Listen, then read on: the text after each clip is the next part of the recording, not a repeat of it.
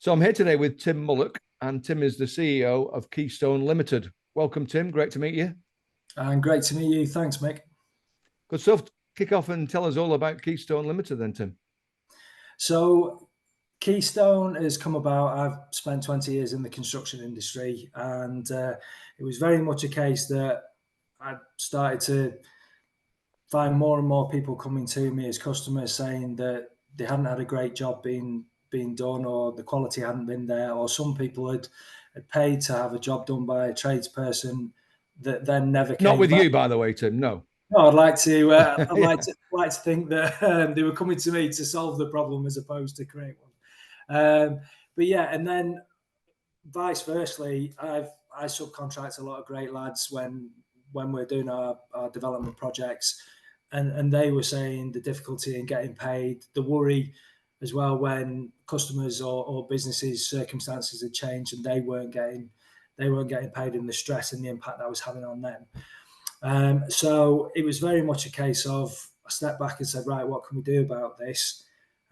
Because it was the case that I knew that a lot of them weren't using contracts, or at a higher level, if they were using contracts, if the other person went bust or just couldn't pay, well, it didn't really make a great deal of difference. And certainly with the small claims court, a lot of the time, the cost of going to small claims or the period that it'd take, which at the time was over 12 months, were really ineffective. So what Keystone does is, in a nutshell, with our FCA-approved escrow provider, we hold funds neutrally, allowing both parties to determine what stages of works will be done to deliver the project to the standard that's required. And then as those increments are met, the money can be drawn down at a particular time. So for me, it's about building trust and a transparent way of transacting, so that the tradesperson knows the customer's got the money, and if they deliver the goods, they're going to get paid. And from a customer's perspective, there's no chance of them having a road trader run off with the money or a substandard job being done. Sounds great. So who are you targeting, Tim? What type of customers? So we've obviously begun with we need to get our name out there to tradespeople for them to appreciate that they want to be taking us to customers to say, look, you can trust us. We're not only going to do a good job for you, but we respect the fact that you might have worries about how your money's going to be used. So we'll use Keystone. And for customers as well, that I'm only too well aware of how long it takes you to find a good tradesperson these days. And it could be that you're taking either a recommendation or you're just taking something from an advert.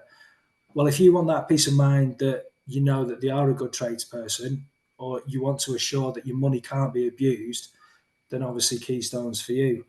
But even more recently, we've started to start providing this service for larger businesses as well, not just in the construction industry, to basically protect their supply chains. So if they're onboarding a new supplier and they need to know that,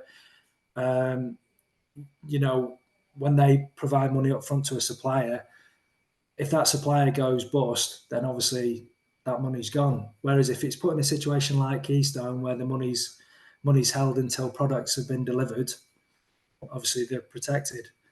And the same for them in taking payment from a larger client. So we're basically a conduit for that, Yeah. for those transactions, for it to be transparent and just to give people the peace of mind that they know they can get what they want. So it's commercial and domestic and right through the supply chain.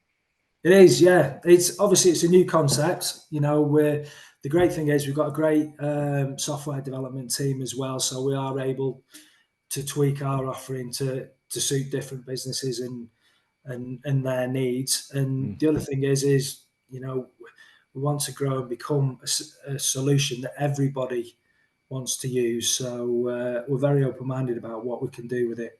The bottom line is that security and trust for people. And it's pretty unique, I guess.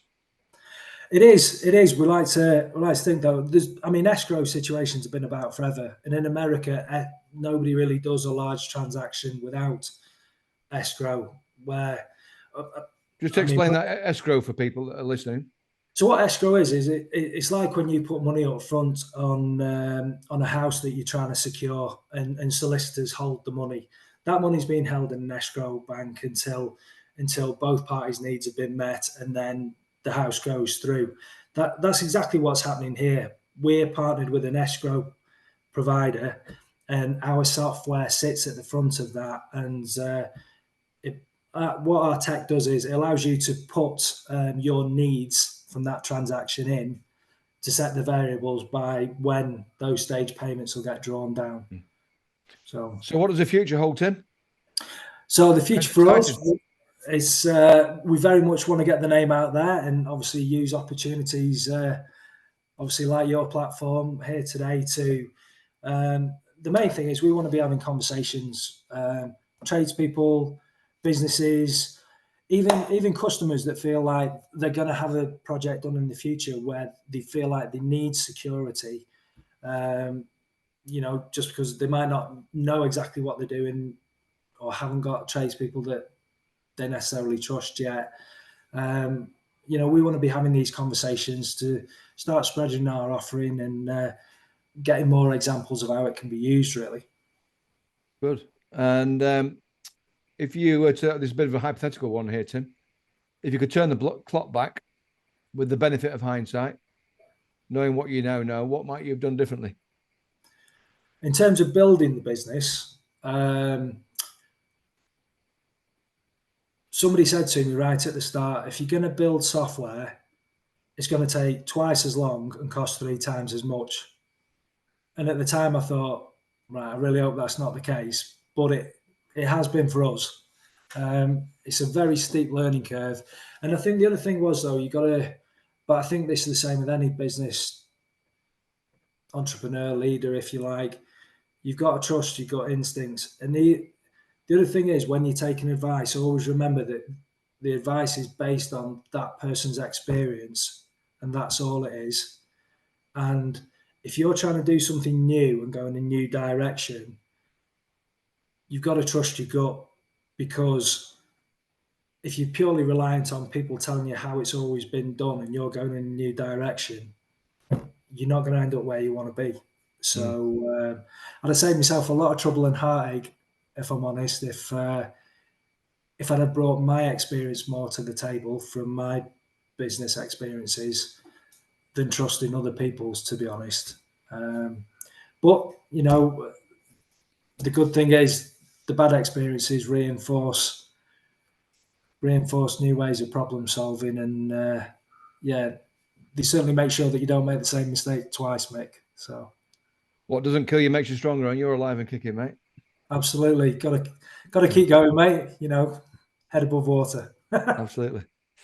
Brilliant. Thank you so much, Tim. Really appreciate that. Really appreciate it. Thanks, Mick.